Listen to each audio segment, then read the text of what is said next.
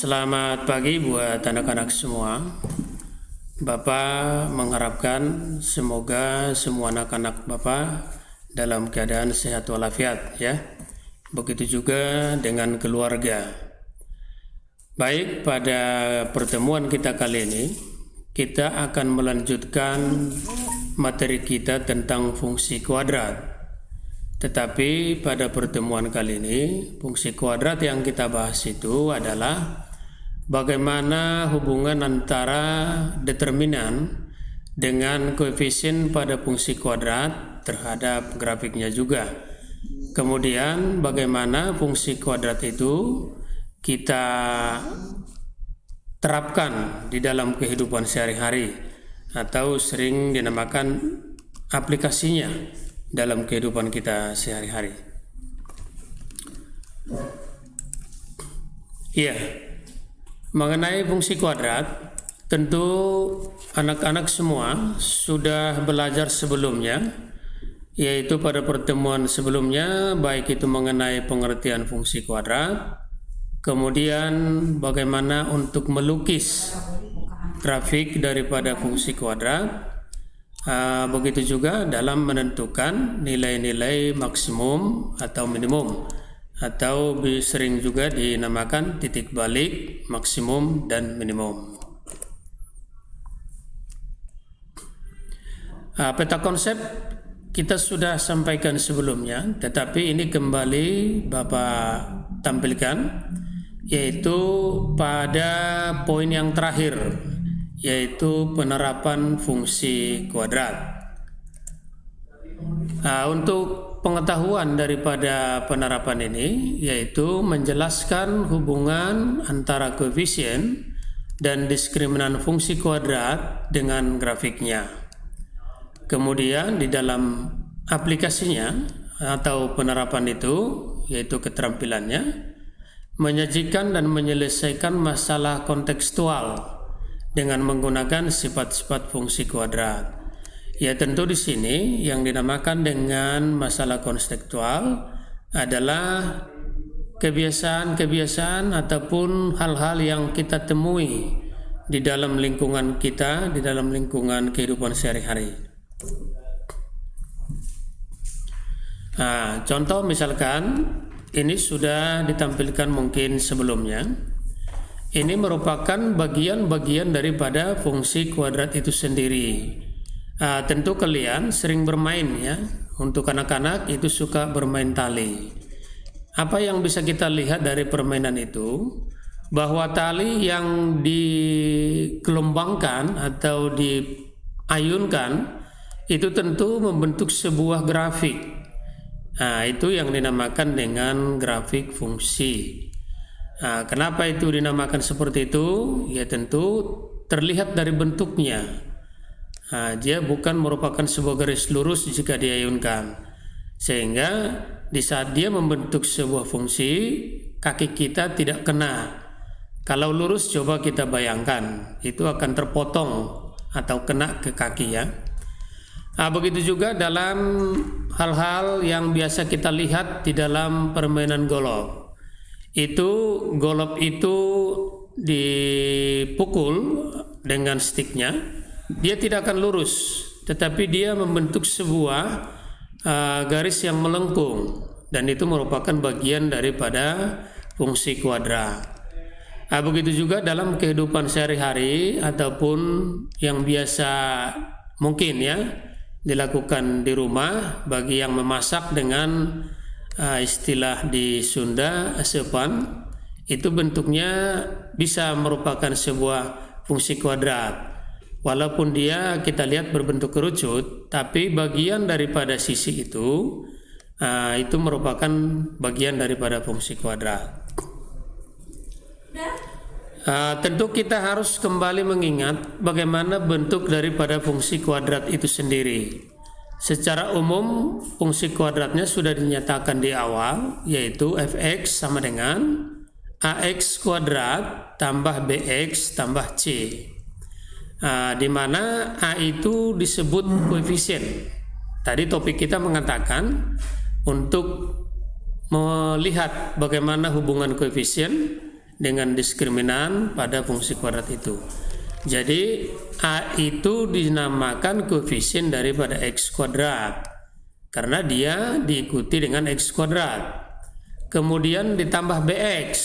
Nah, X itu merupakan variabel daripada fungsi itu, maka B itu juga dinamakan koefisien. Tapi untuk koefisien X yang berpangkat 1 atau linear. Sedangkan C tidak ada X-nya, maka dinamakan konstanta. Konstanta itu tentu dia akan digantikan dengan sebuah bilangan yang berdiri sendiri, tidak ada huruf, tidak ada variabel, ya. Maka fx itulah yang menjadi hasil daripada fungsi kuadrat itu. Jadi kadang dinamakan, kalau kita di dalam himpunan itu suka dinamakan bayangan. Di sini juga boleh disebut bayangan. Bayangan dari mana? Ya tentu bayangan daripada X itu sendiri. Kembali lagi kita untuk mengingatkan grafik-grafik fungsi yang sudah dilukiskan sebelumnya. Dengan menelaah grafik inilah kita akan bisa mengetahui bagaimana hubungan antara koefisien tadi dengan diskriminan daripada grafik atau persamaan fungsi kuadrat itu sendiri. Kita lihat untuk yang gambar 1, dia adalah merupakan grafik dari fungsi fx sama dengan x kuadrat. Apa yang bisa kita lihat daripada fx sama dengan x kuadrat? Dia tidak memiliki b dan c. Artinya dianggap bahwa koefisien b itu tadi sama dengan 0 dan c-nya juga sama dengan 0. Maka fx berdiri sendiri dengan ax kuadrat. Kita melihat dari grafiknya, grafik itu bahwa di sisi kiri kanan daripada sumbu y atau fx itu sendiri, dia memiliki jarak yang sama. Bandingkan dengan grafik yang kedua, dia sudah ditambah dengan 1. Apa yang terjadi atau apa perubahan yang terjadi dari grafik pada gambar 1? Bahwa grafik itu posisinya, bentuknya sama, tetapi ada perubahan. Perubahannya apa? Di sana fungsinya itu fx sama dengan x kuadrat tambah 1, maka tambah 1 itu grafik yang awal sama saja dengan menggeser 1 ke atas. Jadi kita lihat di sana bahwa grafik pada gambar yang kedua, dia sudah bergerak 1 satuan ke atas. Ke atas dalam arti di atas sumbu x, ya. Di atas sumbu x. Jadi bergerak 1 satuan pada fx itu ke atas. Bagaimana kalau dia negatif konstantanya? Kita lihat untuk yang ketiga. Untuk yang ketiga, fx sama dengan x kuadrat dikurang 3. Bentuk daripada grafik itu sendiri masih sama. Tetapi perubahannya, karena di sana ada kurang 3, ternyata grafik itu turun ke bawah atau bergeser ke bawah. Bergeser sejauh 3 satuan. Jadi boleh anak-anak perhatikan, saat dia positif maka dia bergerak ke atas sebesar berapa yang ditambahkannya. Tapi di saat dia negatif, tentu grafik jadi bergeser ke bawah daripada sumbu x atau di bawah 0, ya. Besarannya sebesar yaitu berapa yang dibuatkan di dalam fungsinya. Karena di sana adalah negatif 3, ya tentu grafiknya bergerak ke bawah sejauh 3 satuan. Anak-anak saya kira atau Bapak kira paham tentang pergeserannya, dilihat dari bentuk fungsinya.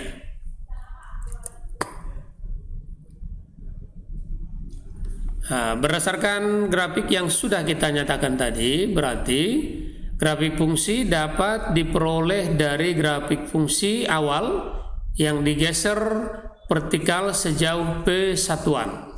P satuan ini tergantung kepada tandanya, ya. Kalau P-nya positif, tadi dinyatakan bergerak ke atas.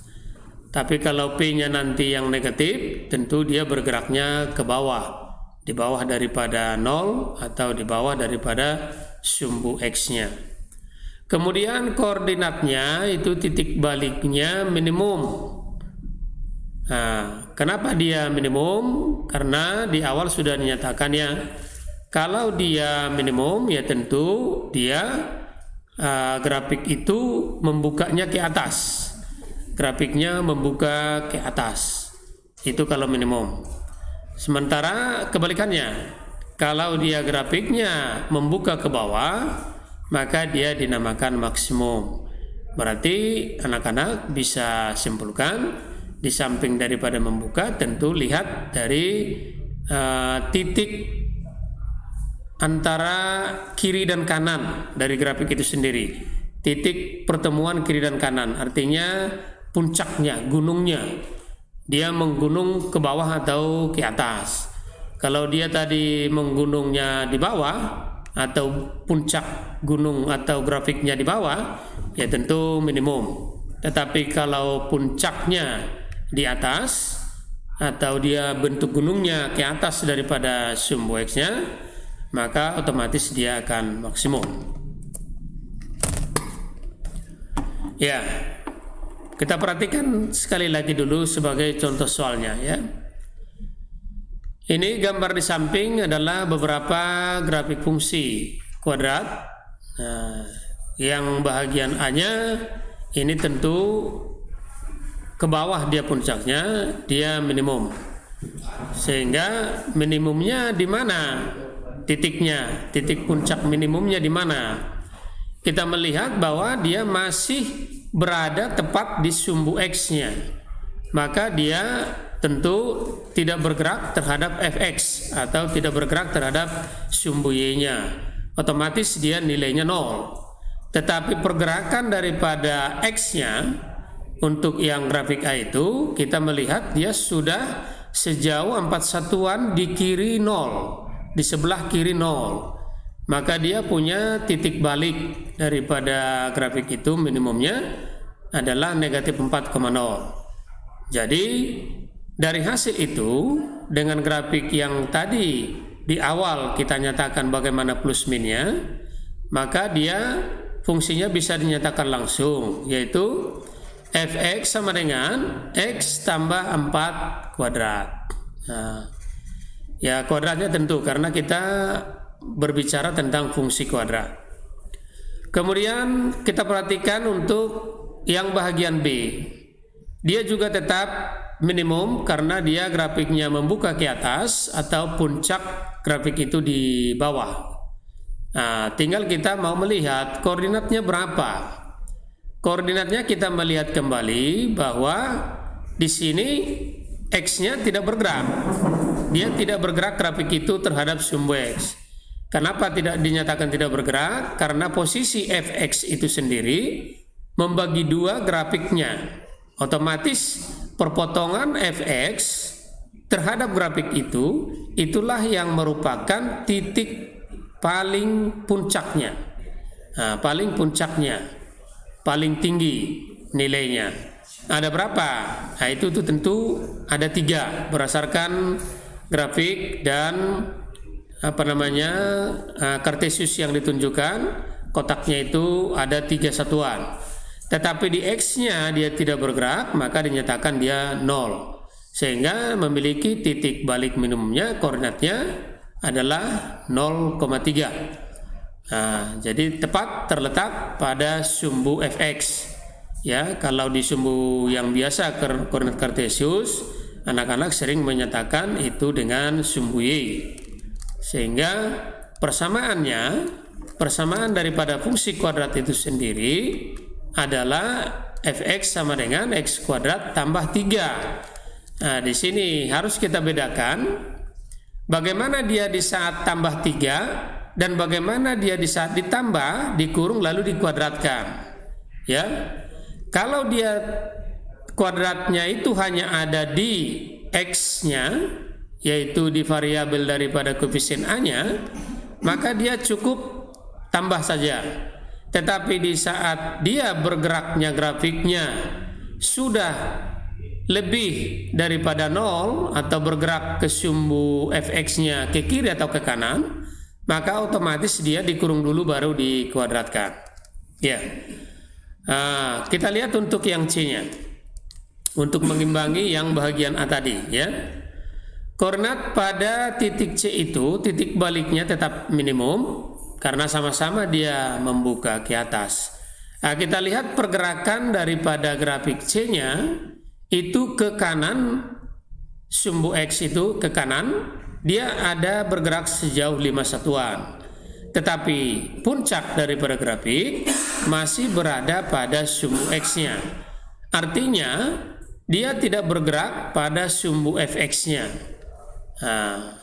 Maka dia dianggap 0. Dengan demikian, maka titik koordinat daripada grafik itu dinyatakan 5,0. Sekarang bagaimana untuk fungsinya kita menyatakan fungsi itu? Menyatakan fungsi itu tentu sama seperti pada bahagian A-nya. Ya, karena grafik itu sudah bergerak sejauh 5 satuan terhadap sumbu X, atau dengan kata lain, dia jarak daripada sumbu X terhadap puncak daripada grafik C itu sudah 5 satuan, ya tentu nanti ini menjadi X kurang 5 kuadrat, ya. X kurang 5 kuadrat. Ya, baik anak-anak, Bapak kira bisa memahami bagaimana hubungan antara pergeseran daripada grafik-grafik itu sendiri terhadap sumbu X dan terhadap sumbu fx. Itu. Ya, baik, kita ambil salah satu contoh misalkan, ya. Gambarlah grafik fungsi Y sama dengan fx atau fx sama dengan x kuadrat tambah 2x kurang 8 dengan daerah asal x lebih kecil atau sama dengan 3, lebih besar atau sama dengan negatif 5, dengan x anggota R, bilangan real, yaitu bilangan nyata dari negatif 5 sampai dengan 3. Ini karena memang di sana ada tanda sama dengan, tentu dimulai dari negatif 5 sampai kepada 3. Lalu kita buatkan di dalam tabelnya dengan mengurai daripada fungsi itu. Kita mulai dari x kuadrat, kemudian 2x, kemudian konstantanya negatif 8. Daerah asalnya dimulai dari negatif 5, kita urutkan negatif 5, negatif 4, negatif 3, negatif 2, negatif 1, 0, 1, 2, dan 3. Bapak kira untuk mengisikan ini bahwa anak-anak Bapak semua sudah paham, ya. Karena tinggal menggantikan X itu X kuadrat misalkan, gantikan X-nya dengan negatif 5, maka diperoleh 25. Perlu hati-hati di sini, yang negatif 5 itu adalah X, ya. Jangan nanti jadi negatif 25, bukan. Karena X itu yang diganti menjadi negatif 5. Begitu juga dengan 2x. Tentunya ganti x-nya dengan negatif 5, maka didapatkan dia menjadi negatif 10. Begitu seterusnya sampai kepada x ganti dengan 3. Sedangkan negatif 8 karena dia konstanta tentu tetap. Maka menghasilkan fx semua nilai-nilai daripada x kuadrat, 2x dan negatif 8 tadi itu jumlahkan ke bawah, maka untuk negatif 5x-nya didapat hasilnya adalah 7. Untuk negatif 4 didapat hasilnya 0. Begitu seterusnya sampai dengan x-nya 3 didapat hasilnya 7. Baik, anak-anak, dari hasil ini sebenarnya sudah bisa kamu tahu atau kita prediksi grafik ini tidak lurus, ya. Kenapa? Karena nilainya kita lihat 7 diakhiri dengan 7. 0, kemudian kita ambil dari kanan, dia ikut 0. Kemudian negatif 5 bergerak lagi dari kanan itu negatif 5. Negatif 8, negatif 8, dan ada satu yang tidak punya pasangan, yaitu negatif 9. negatif 9 itulah yang menjadi titik puncaknya. Nah, jadi dari hasil itu anak-anak sudah tahu, sudah bisa harus melihat ya dari hasil grafik, dari hasil tabelnya. Yang pertama, grafiknya sudah bisa kita prediksi ada pasangan kiri kanannya. Tetapi di saat ada satu titik, ada satu hasil yang tidak punya pasangan, itulah yang menjadi titik puncak daripada grafiknya.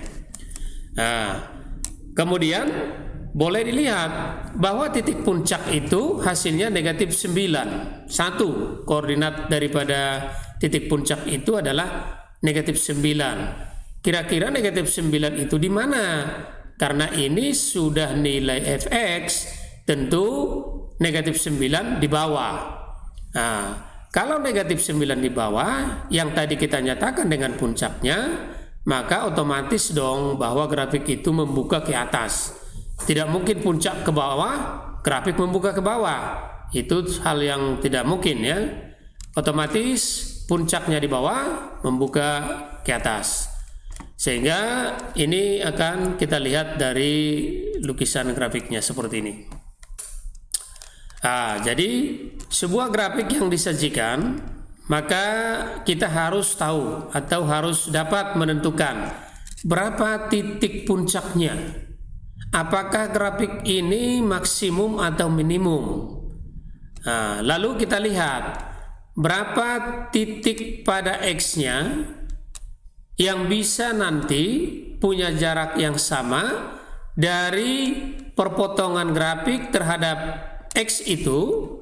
Perpotongan grafik terhadap X itu di mana titik tengahnya. Nah, titik tengah itu tentu akan pas di titik puncak. Kalau kita tarik garis lurus, titik tengah daripada grafik itu pasti dia memotong atau kena kalau ditarik garis lurus di titik puncak. Nah, anak-anak bisa lihat tadi ada negatif 9 ya.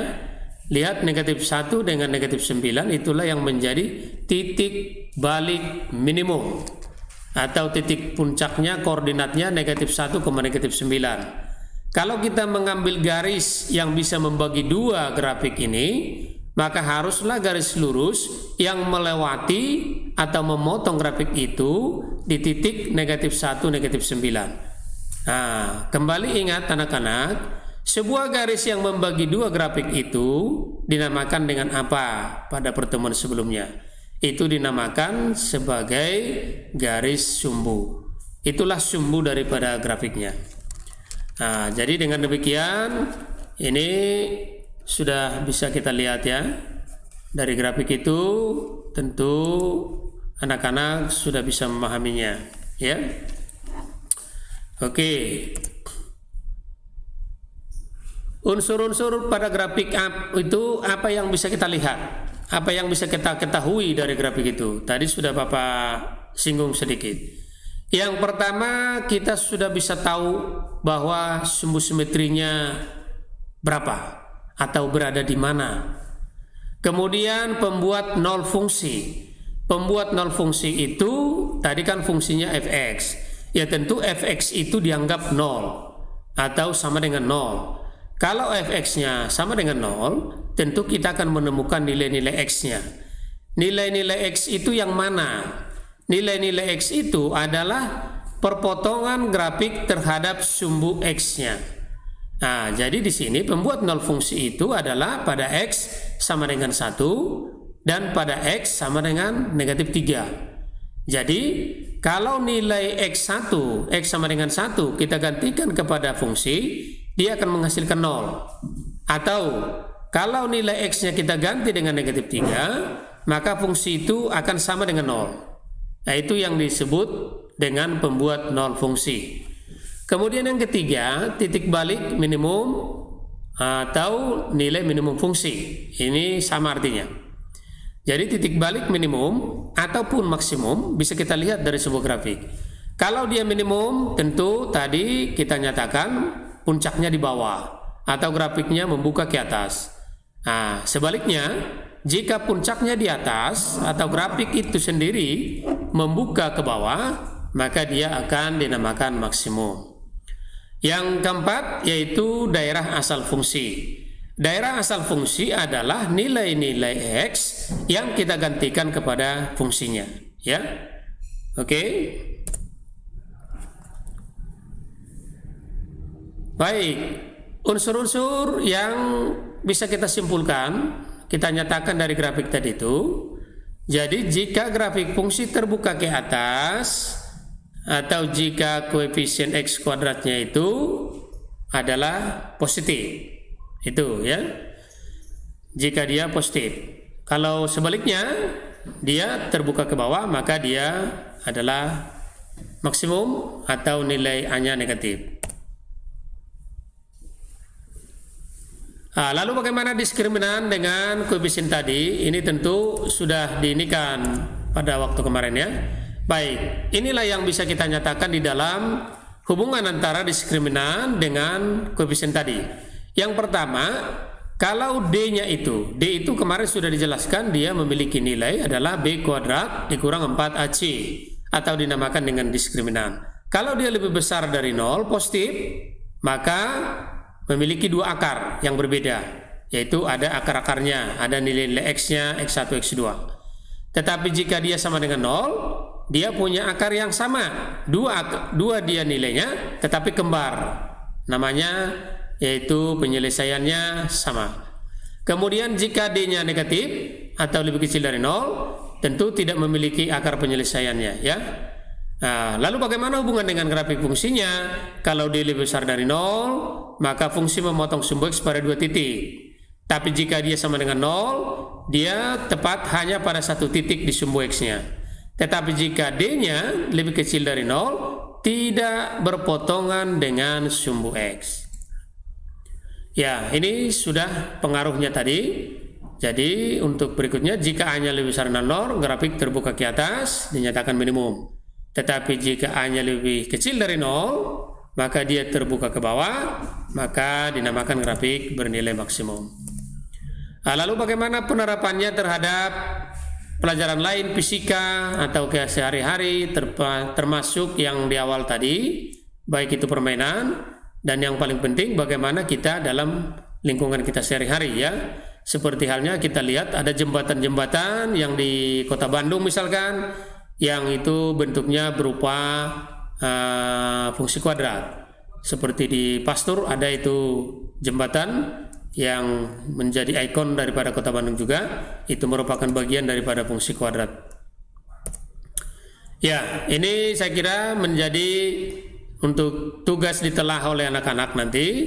Ini akan disampaikan. Silahkan bagaimana penerapan daripada fungsi itu. Contoh misalkan sebuah persegi panjang berukuran panjang X cm, lebarnya 5 kurang X, di mana Lx itu menyatakan luas, ya, luas daripada fungsinya. Saya kira untuk rumus luas anak-anak sudah paham bahwa persegi panjang luasnya adalah panjang kali lebar. Jadi kalau panjangnya X, lebarnya 5 kurang X, tentu dikalikan, maka didapat 5X kurang X kuadrat. Anak-anak tinggal menggantikan nilai daripada X-nya, bebas. Mau dari berapa?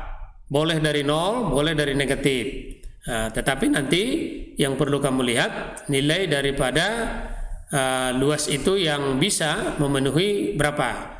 Itu yang ditanya maksimum dan ukuran panjang serta lebarnya berapa. Kira-kira begini untuk grafiknya.